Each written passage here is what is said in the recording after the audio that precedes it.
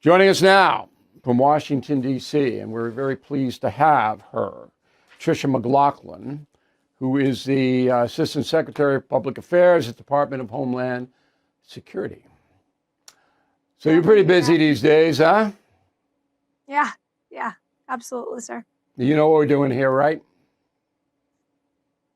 I'm sorry, I think the audio is cutting out. All right, you know what we're doing on this program. We are reporting on the insurrection out of Minneapolis and Minnesota, and then we are extending it to places like Philadelphia and Boston to show the American people that this is not an organic protest. This is a very well organized and funded protest to undermine American security. That's what our goal is. Now, the reason what I want to talk to you about is specifics. All right, I want to walk through what's happening right now. So, the Border Patrol agents that were involved in the Preddy shooting have been reassigned. Is that correct? They have not been reassigned. They're on administrative leave. They have been since Saturday. That's just standard protocol, Bill. I know the media is really blowing this up to be something that it's not, but that's just standard protocol after any use of force. Right, and every police agency does that, not just Homeland Security, every police agency. Who is investigating the shooting right now? Is the FBI involved? The FBI is involved, Bill. Homeland Security investigators are taking lead on this. FBI's support, as well as ATF and other agencies, are playing supporting roles. And then there is a separate investigation by CBP internally. Okay. So the FBI is not the lead agency under the Justice Department guidelines. It is ICE, and they are assisting. The FBI is assisting. That's where we are now. That could change, right? Yeah, absolutely. I mean, this is an active investigation. People are actively being interviewed as we speak. We know that there's body camera footage from at least 4 of the officers who are on the ground. I know that's actively being reviewed, but these are ongoing and things could change every day. All right. What is your impression? And because you are as close to this case as any human being in the world, what is your impression of what happened last Saturday with Mr. Preddy? Well, I do want to let the investigation play out. And I will say at the beginning, when initial statements were made, it was from a very chaotic scene on the ground. And that's where we were getting our information from, was CBP officers on the ground. But what I can say, and what I think all Americans who watched the footage can see, is that there is an individual. He is armed, and he was had a physical altercation with law enforcement. He was also obstructing the course of a federal investigation, which is a federal crime. I've heard, of course, people on the right and on the left saying, you know, this individual, he had the right to conceal carry. And of course he does. That's not what anyone is contesting. What we are contesting is the fact that this individual, while armed, was committing a federal crime, obstructing our law enforcement officers. That's a felony. And unfortunately, when that's happening, if you're breaking federal law, especially when armed, that's not only dangerous, but it become deadly. Okay, that's a rational explanation. There's no doubt about it. What isn't rational, though, is the jump point where your boss, Kristi Noem, came out and called the guy a terrorist. Now, I assume that's never going to happen again, because that just exacerbates everything. And as you said, you don't want to insert yourself in the investigation, but the same standard has to be held for Ms. Noem, correct? Well, of course, Bill, we want to give the American people accurate information in a swift manner. I'll reiterate the fact that we're getting information from on the ground at a very chaotic scene from our CBP officers. And so, of course, our first and foremost, we want to give accurate information. And that's what we're going to do going forward. Okay, that's but it would help why your investigation is look, so imperative. Tricia, I'm looking out for you. It'd help your life if the brass wouldn't come out and say the guy's a terrorist 10 minutes after the shooting. So I hope, and I know it's going to happen, you guys are just going to bring that down a little bit, because that's what the media grabs. The media hates you. You know that.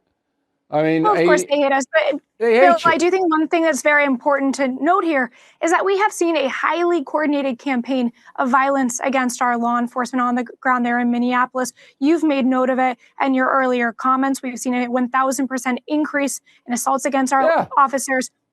They're and having cars being used as deadly weapons against them. absolutely. They're being shot at with fireworks. They're being spit on. Where they're staying at night is being targeted. These hotels, I mean, you've seen the footage of the destruction at these hotels. And just until now, we weren't getting any backup from local law enforcement on the ground. And so that's why they surged our federal resources in the first place. I think that it's really important for viewers and listeners to know that that's what the environment is for our CBP and ICE officers. Everybody watching this program, Ms. McLaughlin, knows that. Will it change? Are you going to get protection from the Minneapolis Police Department going forward, as the law states you should have? Do you believe that will change now? Well, I will say it looked like Governor Walz and President Trump had a productive conversation. Yeah, but we don't know what that was. And Fry is backing off all over the place today, as you probably have heard. We're not going to do this. We're not going to do that. Do you expect next time that your agents are in danger, the Minneapolis police to come and help?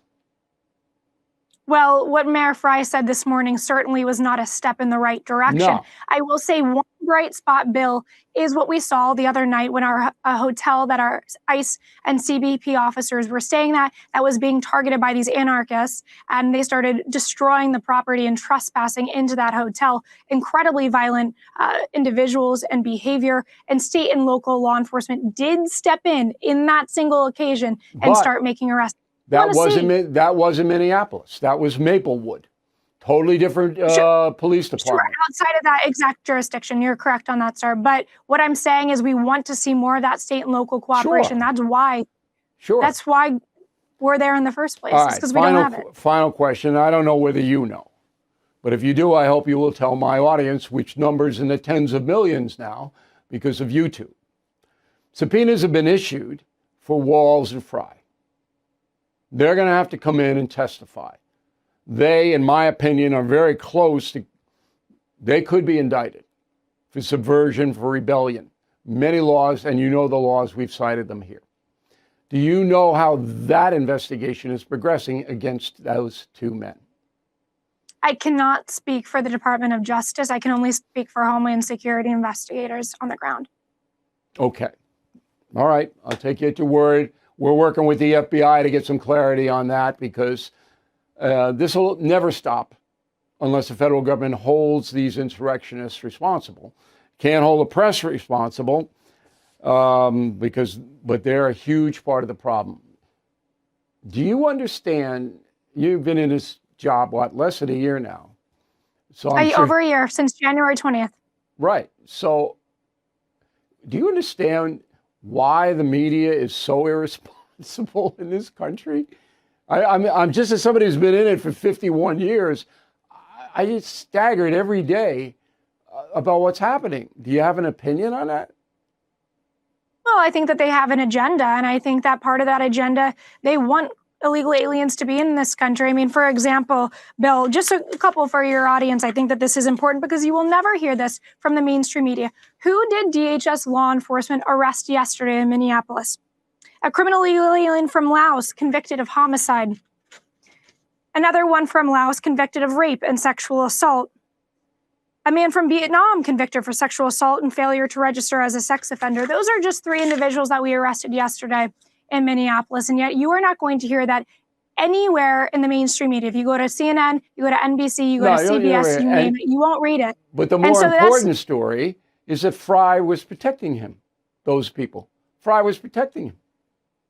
Yes, and these are the individuals we're trying to get out of the country, and yet you have rioters, you have agitators who are emboldened by Walz, they're emboldened by Fry, and that's why we have to be on the ground and have a presence that we do there in Minneapolis. All right, is the president going to stay at the 3,000 level? I can't get ahead of the president. Tom Homan's on the ground now there, and he'll make those operational decisions. All right, we'll talk to Tom. Tricia, thanks very much for coming on the program. Very important, and I hope we'll talk to you again soon. Thank you for having me.